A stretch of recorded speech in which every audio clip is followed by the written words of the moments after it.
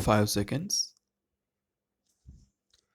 Honorable Deputy Speaker, sir, thank you for giving me this opportunity to talk on the Central Universities Amendment Bill 2014. I appreciate the government's decision to establish another central university in Bihar, which will cater to the needs of the state. The bill says that since Bihar is a large state, there is need for a second university. I appreciate the efforts of the government on this. The central universities have actually been very active in promoting very good intellectuals. The students of the universities have been catering to the prosperity of the country. There are many disciplines that are being taught in the central universities in the country. We have a central university in Hyderabad. Coming from bureaucratic background, I know this for a fact that many bureaucrats who are in the state government and the central government have been students of the Central University of Hyderabad. This is a very esteemed institution, and people feel it a privilege to study in that central university. India has no lack of intellectuals. We have a huge requirement of these universities. While I appreciate the fact that Bihar has been considered for a second university, I would request the Honorable Minister for Human Resource Development to consider our state of Andhra Pradesh under the Andhra Pradesh Reorganization Act. A central university and a tribal university has also been approved for the state of Andhra Pradesh. I wish to bring to the notice of the Honorable Minister through you, sir, that there was a central team which visited the state with regard to the location for a tribal university. This bill actually refers to the territorial jurisdiction of a particular area while deciding upon location of the university. Territorial jurisdiction means actually it should cater to the needs of the targeted group. The government of Andhra Pradesh has given a good proposal to establish a tribal university. I hail from the only tribal constituency of Andhra Pradesh. The land that they suggested is centrally located and it is a very vulnerable location for the tribals there. It is in the reach of the tribal community. It is located in a very serene atmosphere on a beautiful piece of land.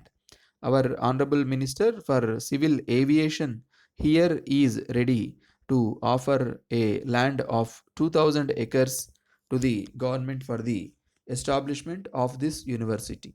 I was with the central committee that had come for the review of this proposal, but they suggested that the faculty will not be able to travel so long to actually establish a university there.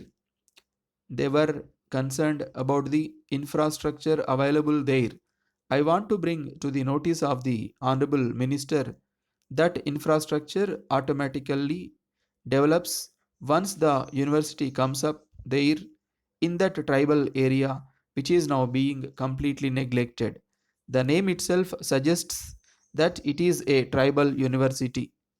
It is also the sentiment of the tribals of Andhra Pradesh that the tribal university should be located in a tribal area, which is actually convenient to all the people there.